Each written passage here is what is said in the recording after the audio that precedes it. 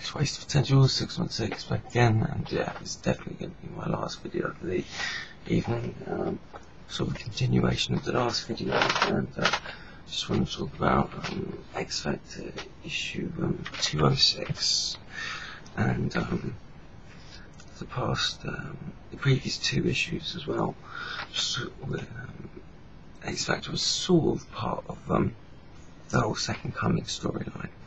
But it was a bit separate. It wasn't included in the whole sort of chapters, because X-Force, Uncanny, X-Men Legacy, the New Mutants, they sort of directly interlocked with each other. And also there was the whole X-Men Revelations, Hellbound, which I've only actually got the first issue to, and I think 2 should have come out by now, so I'm going to have to rectify that at some point. Anyway, I'm drifting off the point. This is the last issue where Xfactor involved in it, and I don't think it was kind of a side story. It was basically one of Bastion's commanders, one of the old X-Men villains he brought back, was Trask, who sort of invented the Sentinels, and he's using sort of like this militia, the MRD, Mutant Response Division, just basically to go after and execute Xfactor. Pretty straightforward storyline. It had Trask at some point, when his body's being controlled by Bastion, almost trying to break free, which a little bit cliche. I've seen that sort of stuff before, and Trask reaches his demise in this in a quite cliche way, which I think a lot of people saw coming. The risk of repeating myself like in the last week, this did feel quite formulaic. It was pretty straightforward. The stuff with there's another side story in this with Strong Guy and Meta fight with Baron Mordo, and that was a quite cool little story. It sort of interlocked quite well. Peter David was, I'm sure he was, he's quite renowned for not really being into crossovers, so this kind of felt like a compromise, on his part.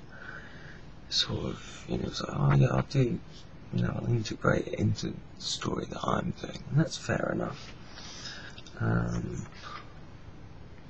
I feel the stuff with the MRD was a little bit formulaic because he had to compromise, But the thing is with Xfactor is the characters are written so well, and their interaction is so good, you can put them in any situation and they'll be entertaining to read. Now, I'll finish talking about this issue first. Let's say it's all a bit formulaic, but it's written very well, a lot of fun. The artwork's, solid. Valentine D'Landro, nothing spectacular, but solid and serves its purpose, just very good. And it all ends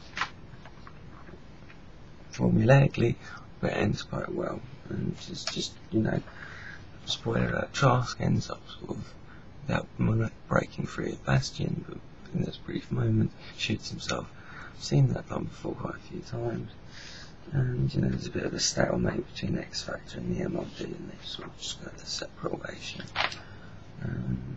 But it is, it's done really well.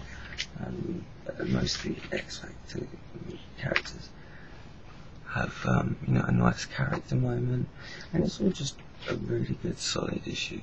The previous issues that were involved in the Second Coming were just nice solid issues, a nice sort of sideline to the overall Second Coming storyline.